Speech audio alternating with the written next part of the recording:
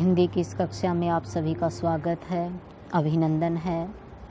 जिस उद्देश्य से वीडियो बनाई जा रही है, आप सभी उस उद्देश्य तक इस वीडियो को पहुंचाओगे। इसी मनोकामना के साथ हम इस कक्षा का आरंभ करते हैं। देखिए, पहले हम कर चुके थे हिंदी साहित्य का परिचय, और इसके बाद हमने हिंदी साहित्य का आदिकाल और भक्तिकाल हमने किया था। आज हम आपकी जो पाठ्य पुस्तक में दिया हुआ जो पाठ्यक्रम है उसमें से हम करवाएंगे। आपके पाठ्यक्रम में 7 कवि डले हुए हैं, जिनमें हैं कबीरदास, सूरदास, तुलसीदास, मीराबाई, बिहारी, घनानंद, रसखान। इसमें जो शुरू के हैं कबीरदास, सूरदास, तुलसीदास, मीराबाई, ये भक्ति काल के कवि हैं, और इसके बाद जो कवि डले हुए हैं वो रीति काल के कवि हैं। तो भक्ति काल की हम चर्चा कर चुके हैं। रीति काल की चर्चा जब करेंगे, जब हम इन कवियों को करेंगे। भक्ति काल के बारे में हम विस्तृत चर्चा कर चुके हैं, इसलिए आपको पता चल गया होगा कि भक्ति काल क्या था। और इस समय जो मध्यकालीन काव्य कुंज आपकी पुस्तक ली गई है, इसमें मध्यकाल की अर्थात भक्ति काल की कविताओं को शामिल किया गया है। तो इस समय की कविताओं में क्या विचारधारा होगी, ये भक्ति काल से ही आपको पता चल जाता है। इसी विषय वस्तु को हम आगे बढ़ाते हुए आज का पाठ्यक्रम हम शुरू करेंगे। देखिए, वैसे हमने देखा है जितने भी महान संत हुए हैं या जितने भी महान विभूतियाँ, महान आत्माएं, महान विद्वान हुए हैं, उनको लोग यूं ही नहीं मान लेते हैं, क्योंकि उनके कर्म ऐसे होते हैं जिनके सामने लोग नतमस्तक होते हैं। अब देखा जाए तो भक्ति काल का मतलब यहाँ पर ये आपने पढ़ भी लिया है। इसका मतलब ये नहीं है कि सिर्फ आंख बंद करके हाथ जोड़ के राम नाम करते रहना यही भक्ति काल है। ये चीज़ आप बहुत अच्छे से समझ गए हो, क्योंकि उस समय मुगलों का समय आ गया था। कैसे हमारा नैतिक और सामाजिक पतन हुआ था, उस नैतिक और सामाजिक पतन को किस तरह से फिर उसका उत्थान किया जाए, किस तरह से हमारा सामाजिक उत्थान हो, किस तरह से सांस्कृतिक, किस तरह से हमारा नैतिक उत्थान हो, इस चीज़ को जो हमारे भक्ति काल के कवि रहे हैं, जिन्होंने आंदोलन चलाया था, उन्होंने मानव मात्र के लिए, प्राणी मात्र के लिए, इस सृष्टि के लिए उन्होंने अपने हित से ऊपर उठ करके कार्य किया था। उसी चीज़ को लोगों ने नमन किया था, तभी उन लोगों का नाम आज महान विभूतियों में गिना जाता है, क्योंकि वो अपने हितों से उठ करके, स्वार्थ से उठ करके, परोपकार में उन्होंने जो इस समाज में पतन हो रहा था उसको वो देख नहीं पाए थे, और इस समाज में होते हुए पतन को रोक कर उसे फिर से उत्थान की ओर ले जाने के लिए उन्होंने अहम भूमिका निभाई थी। ऐसी ही विशेषता आपने भक्ति काल में भी देखी होगी। भक्ति काल में जो विशेषता आती है, वो जितने भी कवि रहे हैं या भक्ति काल की जो विशेषता रही है हिंदी साहित्य में, हम देखते हैं भक्ति काल की कविताओं की जो विशेषता रही है, वो कविताएं समाज सुधारक रही हैं, अर्थात समाज का सुधार करना उनका प्रथम उद्देश्य रहा है। और यही उद्देश्य हम कबीरदास में, सूरदास में भी देखते हैं कि समाज का सुधार करना इनका उद्देश्य रहा है। समाज में हालांकि उस समय जो धर्म के पहरेदार थे, वो धर्म के पहरेदार, उन्होंने धर्म का एक रूढ़ अर्थ बना दिया और हमारे मस्तिष्क में ऐसा भर दिया कि धर्म का मतलब सांप्रदायिकता है। सांप्रदायिकता मतलब किसी धर्म विशेष से जोड़ दिया गया है, जबकि धर्म का मतलब सांप्रदायिकता नहीं है। धर्म का मतलब है कर्तव्य, इंसान का कर्तव्य, प्राणी मात्र का कर्तव्य है कि इस सृष्टि में हम आए हैं तो हमारे कुछ कर्तव्य बनते हैं। उन्हीं कर्तव्यों को यहाँ पर जो दर्शाया जाता है वही हमारा धर्म है, वही नैतिकता हमारा धर्म है। इसलिए उन लोगों ने जो सांप्रदायिकता के नाम पर, वर्ण व्यवस्था के नाम पर जो भेदभाव कर रहे थे, और वो कहते हैं ना कि लोगों में फूट डालो, राज करो, ये नीति उन्होंने अपना रखी थी। लोगों को भ्रमित कर रहे थे। इस तरह से समाज में एक दूसरे को लोग काट रहे थे, मार रहे थे। इतना पतन हो रहा था कि इंसान के खून का प्यासा हो रहा था, ऐसा पतन हो रहा था। ऐसे समय में ये महान विभूतियाँ, इन्होंने समाज के इस पतन को संभाला और फिर से इसका उत्थान किया। इसलिए उस समय के जो कवि हैं वो समाज सुधारक हैं, वो केवल मात्र साधु सन्यासी या बाबा जी नहीं हैं, वो समाज सुधारक थे।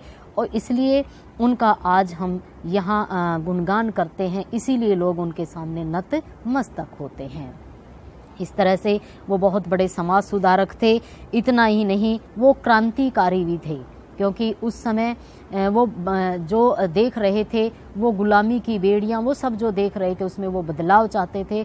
इसलिए जो धर्म के अनुयायी अपने स्वार्थ की रोटियां सेक रहे थे, वो उनका जो हकीकत था वो लोगों के सामने उन्होंने बताया और लोगों को जागृत किया। इसलिए भक्ति आंदोलन आप उसमें पढ़ चुके होंगे, जो भक्ति काल करवाया था उस वीडियो में है।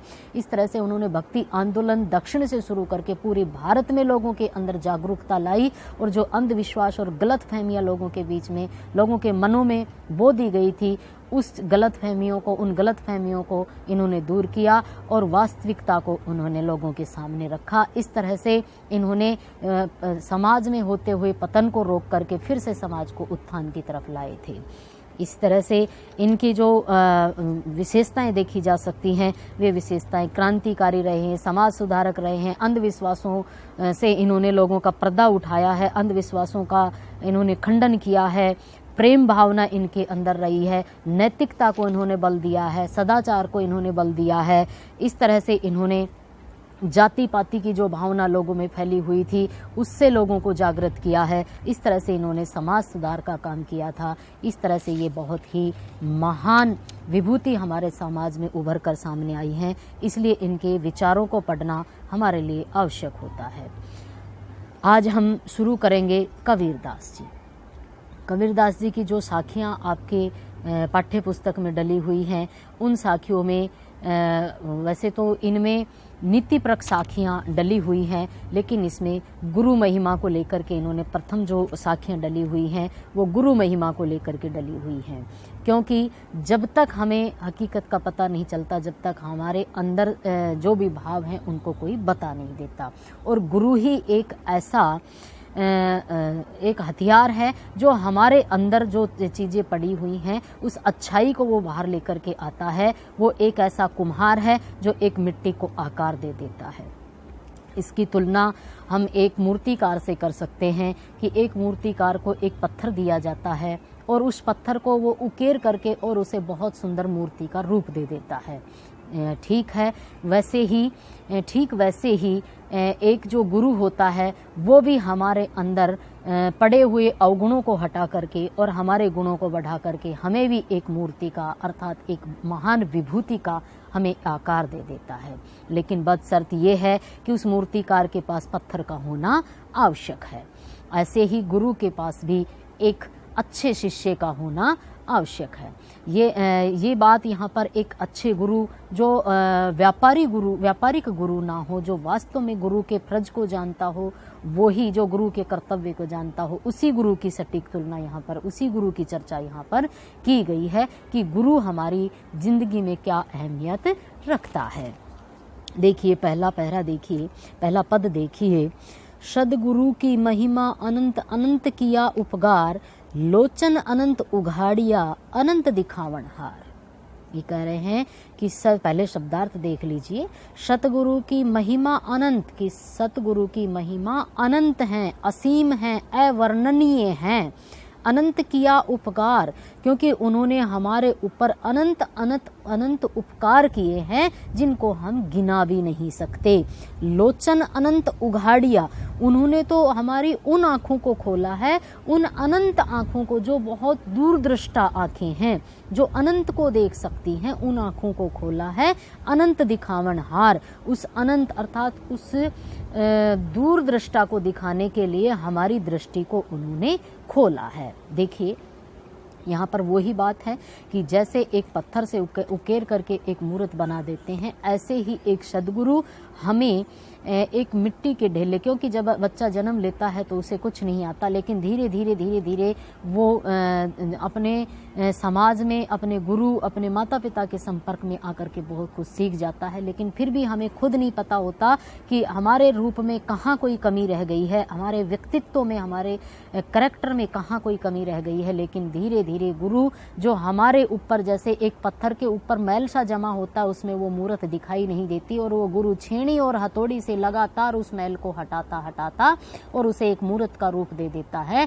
ऐसे ही हमें भी नहीं पता होता कि हमारे जीवन में क्या ऐसी कमियां रह गई हैं जिनके कारण आज हम देखते हैं आए दिन झगड़े, राग, द्वेष ये सब चलते रहते हैं, और व्यक्ति सब कुछ होते हुए भी दुखी है, उसकी जिंदगी में सुकून नहीं है। इसका कारण क्या है? ये ठीक वैसे ही है जैसे उस पत्थर पर वो उस मैल की चादर बिछी हुई होती है, वैसे ही हमारे विचारधारा पर, हमारे दृष्टिकोण पर भी एक मलिनता होती है। और गुरु अपने सद विचारों से, नैतिकता के विचारों से नैतिकता देते हुए धीरे धीरे उस मैल को हमारे से दूर कर देता है और हमें इतना चमका देता है, अर्थात उस मैल को हटा करके हमें इतना हीरा बना देता है कि हमें खुद ही पता नहीं चलता कि हमारा व्यक्तित्व पहले क्या था और आज निखर करके क्या बन गया है। लेकिन जब हम लौट करके हम अपने आप का मंथन करके देखते हैं, तब पता चलता है कि गुरु ने हमें क्या दिया है। इसलिए यहाँ कहा है कि गुरु ने तो वो अनंत आंखें उघाड़ दी, अर्थात हमारा दृष्टिकोण ही बदल दिया है। सतगुरु की महिमा अनंत। कबीरदास जी कह रहे हैं कि सतगुरु की तो महिमा ही अनंत है, मैं कितना बताऊं जिसका कोई अंत ही नहीं है, उसका मैं वर्णन ही नहीं कर सकता, इतनी अनंत हैं। अनंत किया उपकार, उन्होंने अनंत अनंत उपकार किए हैं, हम तो अपनी इस जिह्वा से उसका वर्णन भी नहीं कर सकते, इतना उपकार उन्होंने किया है। लोचन अनंत उघाड़िया, वो कह रहे हैं कि मेरा तो लोचन ही उघाड़ दिया है, मेरी तो आंखें ही उघाड़ दी, अर्थात उन्होंने मेरी आंखें खोल दी हैं, अर्थात उन्होंने मेरा दृष्टिकोण ही बदल दिया है। और जो मैं मेरी आंखों के ऊपर एक पर्दा था, उस पर्दे को हटाने के बाद मैं हकीकत से रूबरू हो पाया हूँ, मैं हकीकत को जान पाया हूँ, मैं सच्चाई को देख पाया हूँ, तो ऐसा लगता है कि उस गुरु ने इस सत्यता को मेरे सामने प्रत्यक्ष प्रकट करने के लिए ही मेरी इस अनंत आंखों को खोला है, अनंत दिखावनहार इस अनंत को दिखाने के लिए ही। इसलिए उन्होंने अनंत उपकार किए हैं और उन उपकारों को मैं गिना नहीं सकता। इस तरह से यहाँ पर कबीरदास जी ने गुरु की महिमा का वर्णन किया है कि गुरु तो हमें वो दे जाता है जिसका हम वर्णन भी नहीं कर सकते। इस तरह से यहाँ पर गुरु की महिमा का वर्णन किया गया है। और इसमें देखिए जो काव्य होता है, इसमें आपको पहले जब आप इसकी व्याख्या करोगे तो आपको पहले प्रसंग निकालना होगा, फिर आपको व्याख्या करनी होगी और फिर इसके बाद आपको उसका काव्य सौंदर्य अर्थात काव्यगत विशेषताएं भी बतानी होंगी। तो देखिए इसमें अगर हमें अगर हमें प्रसंग करना है तो मैं आपको कबीरदास जी का पूरा प्रसंग बता देती हूँ, फिर कुछ एक लाइनें जो हैं वो आपकी जो पद आएगा उसके हिसाब से, जो दोहा आएगा उसके हिसाब से बदल जाती हैं। लेकिन जो इनकी ऐसी विशेषताएं हैं जो सभी में रहेंगी वो आपके प्रसंग में आएंगी। प्रस्तुत पंक्तियां भक्ति काल के निर्गुण काव्य धारा के प्रवर्तक संत कबीर द्वारा रचित उनकी काव्य संग्रह में संकलित साखियों में से गुरु महिमा का वर्णन किया गया है। यहाँ पर ये आपको लिया जाएगा।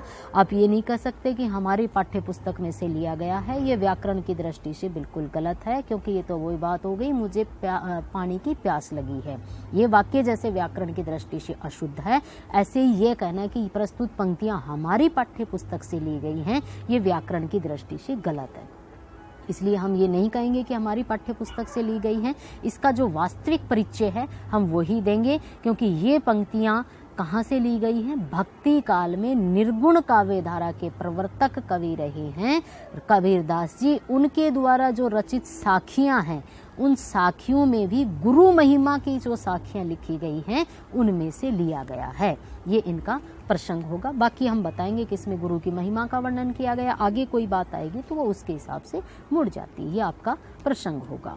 फिर विशेषताएं, इसमें साहित्यिक इसमें काव्यगत विशेषताएं आपको निकालनी होगी, जिसमें काव्य शास्त्र के जो नियम होते हैं वो आपको यहाँ पर बताना होगा।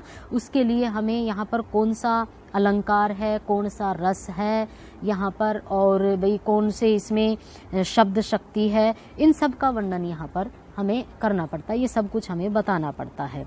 तो देखिए, इसमें एक तो हमें पता चल गया कि गुरु महिमा का वर्णन यहाँ पर किया गया है। दूसरा, इसमें दिया गया सतगुरु की महिमा, अनंत अनंत किया उपकार। तो इसमें बार बार आवर्ती आने के कारण अनुप्रास अलंकार है। मैं एक वीडियो बनाऊंगी, उसमें थोड़ा सा आपको अलंकार बताऊंगी, थोड़ा सा यहाँ पर सुन लीजिए, फिर अगली वीडियो बनाऊंगी ना, उसमें मैं बताऊंगी। इसमें अनुप्रास अलंकार है क्योंकि इसमें वर्णों की आवृत्ति बार बार हुई है, और जहाँ वर्णों की आवृत्ति बार बार हो वहाँ पर अनुप्रास अलंकार है। श्लेष अलंकार भी यहाँ पर लिया गया है। और इसमें देखिए, जो रस लिया गया है वो रस यहाँ पर शांत रस है, और भाषा शैली इसकी सद्दुकड़ी है, सरल सहज और स्वाभाविक है। ये हमारा पूरा इसका बनता है। पहले इसकी प्रसंग, फिर इसकी व्याख्या, और फिर इसका काव्य सौंदर्य। विशेष नहीं होता, हम नीचे विशेष लिखते हैं। विशेष का मतलब बाकी क्या विशेष नहीं था, वो बिना मतलब ही लिखा गया था। नहीं, विशेष नहीं होता, वो काव्यगत विशेषता होती है या काव्य सौंदर्य होता है। इसलिए विशेष की जगह टॉपिक डालोगे काव्य सौंदर्य। फिर भी अगर आपको कोई डाउट रह गया है तो आप मुझे जब क्लास में हो तब पूछ सकते हैं। अगला दोहा देखिए, राम नाम के पट तरे देबे को कुछ नाही, क्या ले गुरु संतोषिए होश रही मन माही। करें राम नाम के पट तरे, कि राम नाम के बदले, पट तरे मतलब बदले, राम नाम के बदले में देबे को कुछ नहीं, देने को कुछ भी नहीं। अर्थात गुरु ने जो हमें सत्य का आभास करवाया है, जो सत्य का अनुभव करवाया है, जो सत्य उन्होंने हमें समझाया है, जगाया है, उसके बदले में देने के लिए हमारे पास कुछ भी नहीं है। कोई यूं कहे कि मैं गुरु को ये चीज़ देकर के मैं उसका बदला उतार लूँ, उसका बदला कभी उतर नहीं सकता। क्या ले गुरु संतोष, ये कबीरदास जी कह रहे हैं कि मैं तो खुद सोचता ही रहता हूँ कि गुरु को क्या दूँ जिससे उनको संतोष हो जाए। होश रही मन माही, मेरे मन में तो बस यही एक होश रहती है, यही एक इच्छा रहती है, यही एक मन का अरमान है कि मैं उनको क्या दूं। देखिए, राम नाम के पट तरे देबे को कुछ नाही, क्या ले गुरु संतोष ये होश रही मन भाई। ये कह रहे हैं कि मेरे मन में सिर्फ एक ही बात रहती है कि क्या हम गुरु को, उन्होंने जो हमारे ऊपर उपकार किए उसके बदले कुछ दे सकते हैं। बस यही मैं अपने मन में सोचता रहता हूँ, यही मेरे मन में एक अरमान है, एक लालसा है, एक इच्छा है कि राम नाम के पट तरे देबे को कुछ नहीं। कि मैं जब भी सोचता हूँ कि गुरु ने जो मुझे सत्य का ज्ञान करवाया है, क्या उस ज्ञान के बदले मैं उन्हें कुछ दे सकता हूँ। और मैं सोचता हूँ तो देखता हूँ कि उनको देने के लिए कुछ भी नहीं है। क्या ले गुरु संतोष ये होश रही मन भाई। इसलिए बस मेरे मन में ये होश अर्थात ये अरमान बना ही रह जाता है कि मैं गुरु को क्या दूं जिससे गुरु उस चीज को लेकर के संतोष कर सके। इस तरह से यहाँ फिर से गुरु महिमा का वर्णन किया गया है। और इसमें छेक का अनुप्रास अर्थात लगातार नहीं आने के, कई लगातार इसमें वर्णावर्ती आने के कारण इसमें क्या दिया हुआ है, छेक का अनुप्रास का पार्ट है ये। अर्थात यहाँ हम ये भी कह सकते हैं कि इसमें अनुप्रास अलंकार है। बाकी पीछे जो हुआ था वही गुरु महिमा वगैरह, भाषा सरल स्वाभाविक वही है। चलो इसके आगे कल करते हैं क्योंकि वीडियो लंबी हो गई है। इसके बीच में मैं पहले एक अलंकार की वीडियो डालूंगी ताकि आप इसमें से वो अलंकार छांट सको। तो इसमें मैं अलंकार की वीडियो डालूंगी, उसके बाद आगे हम करेंगे। धन्यवाद।